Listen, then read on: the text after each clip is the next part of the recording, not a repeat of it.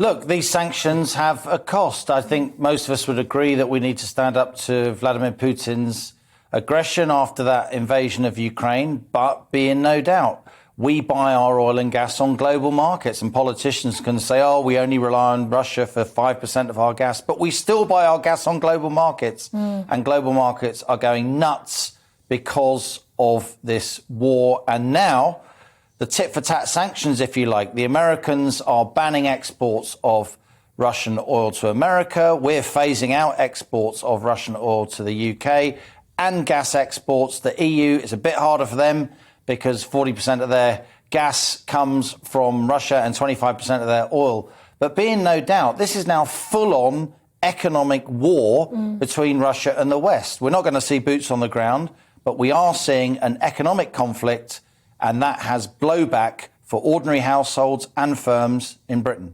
I read a tweet just now. Lebanon has 1 month of wheat reserves left after the attack on the port of Beirut destroyed its silos, and wars in Syria and Ukraine and sanctions against Russia cut its main supply. So this is not just affecting people in the UK. This could also affect countries in the developing world.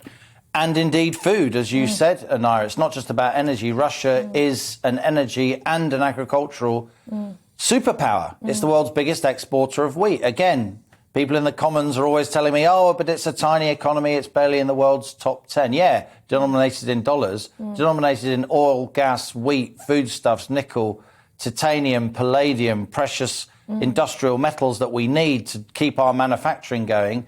It is one of the world's biggest economies. It's right up there. And we're now seeing food prices spiral across the world, wholesale food prices. You'll eventually feel that when you go to the supermarket or your corner shop. And the president of the World Bank, David Malpass, of course, the World Bank is focused on developing countries.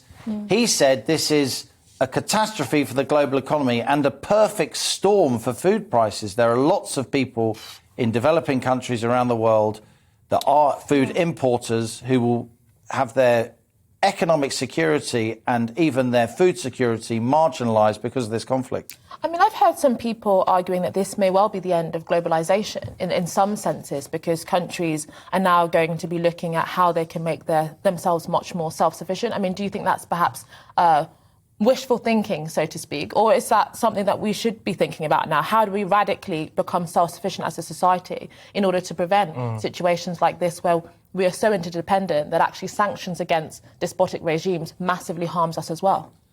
Well, I'm a bit longer in the tooth than you guys, and in my experience, history doesn't happen in blocks. It happens in waves and cycles. They say history repeats. I didn't expect the whole of the 20th century in 2 weeks. Is what we seem to be going through at the moment. Yes, there will be some reversal of the incredible integration we've had over recent years since the fall of the Berlin Wall in the late 1980s.